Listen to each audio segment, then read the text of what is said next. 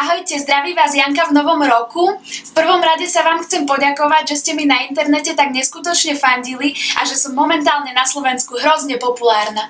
Každý sa so mnou chce fotiť, zaspievať si Aniela a podobne. Celé Kokošovce sú na nohách. Dokonca usporiadali oslavu s diskotékou v kultúrnom dome na moju počesť. Prišlo strašne veľa ľudí. Minimálne 27 mužov a 2 moje kamarátky. A neuveríte, kto bol hosťom. Áno, je to tak. Samotný Suvereno. Toto je rukolapný dôkaz. Sme tu spolu pri uvítacej tabuľke našej dedinky. Takže sa mi splnil sen. A teraz mám pre vás 2 nové správy. Začnem tou zlou. Strašne som si pod stromček prijala kabelkového psíčka. Objednala som si z internetu Yorkshire.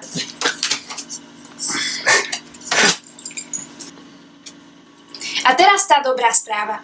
Rozhodla som sa, že sa zúčastním a vyhrám celoslovenskú súťaž krásy Miss stredných škôl do 20 rokov. Totiž Milan, jeden z mojich nápadníkov, ktorému sa chcem poďakovať, že zorganizoval tú oslavu v Kokošovciach, no zároveň mu chcem povedať, že ja ho neľúbim, ale Milan, nezúfaj, máš už síce 37 rokov, asi dlhodobo nezamestnaný, ale máš úžasné svaly na chrbte, po ktorých túži určite mnoho žien. No a ten Milan mi povedal, že sa mám zúčastniť Miss, že určite vyhrám. A myslím, že v tomto sa mu dá veriť. Dokonca Suvereno mi povedal, a citujem: "Dievča s tvojim ksichtom to určite dáš." Takže tak.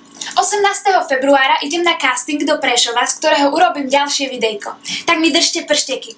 A odporúčam všetkým krásnym dievčatám, ktoré si málo veria, ako aj ja, aby sa prihlásili. Tak zatiaľ, pa pa!